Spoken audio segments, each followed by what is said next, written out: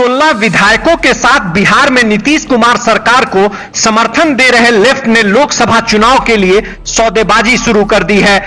जिस तरह एनडीए में बिहार बीजेपी 40 में से कम 30 लोकसभा सीट लड़ना चाहती है, उसी तरह विपक्षी दलों के महागठबंधन में लालू यादव की आरजेडी और नीतीश कुमार की जेडीयू भी ज्यादा से ज्यादा सीट लड़ना चाहती है।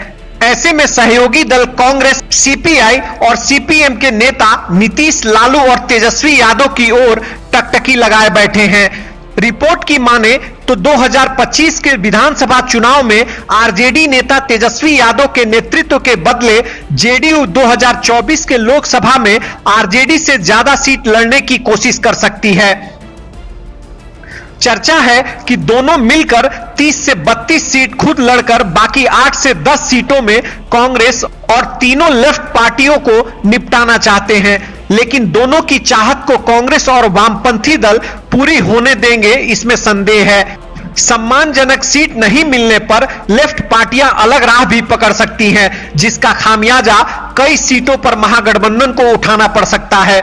बता दें कि बिहार में सीपीआई-एमएल के 12, सीपीआई के 2 और सीपीएम के 2 विधायक हैं। ये तीनों पार्टी 8 लोकसभा सीटें मांग रही है।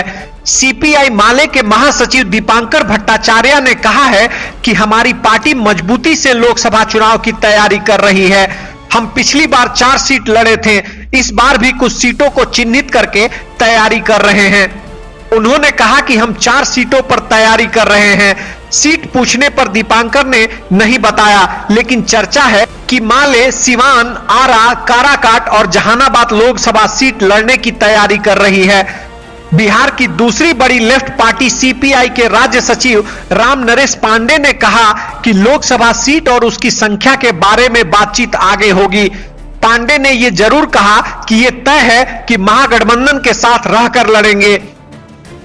पांडे ने यह भी कहा कि बेगूसराय और मधुबनी सीपीआई की परंपरागत सीट है, इसलिए इन दोनों पर हमारा स्वाभाविक दावा बनता है।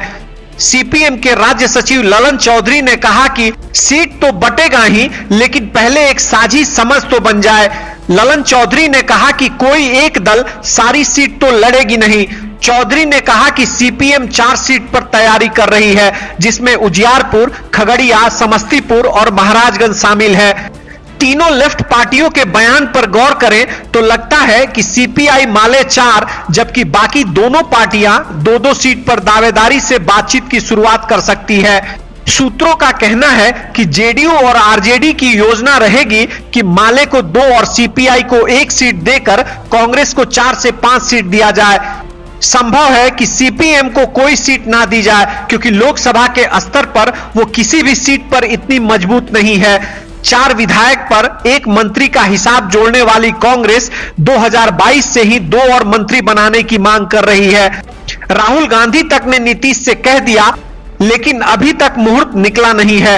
ऐसे में राजनीतिक माहौल में नीतीश और लालू से सीट लेने में कांग्रेस या लेफ्ट कितनी कामयाब होगी, यह समय बताएगा। बता दें कि केरल के बाद अब वामपंथी पार्टियां लगभग हर राज्य में बेदम हो चुकी हैं।